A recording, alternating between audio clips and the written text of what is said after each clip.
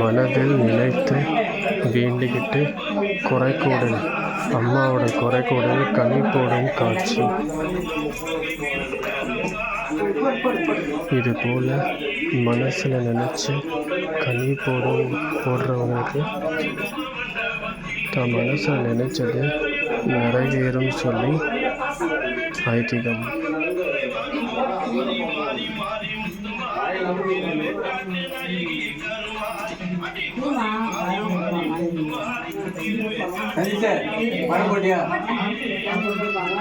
இந்த கொடைக்குடலை விழுந்த கனி மலையில சேர்ந்து அங்கே மயான காலிக்கிட்டு ஒருவருக்கா கொடுக்கப்படும்.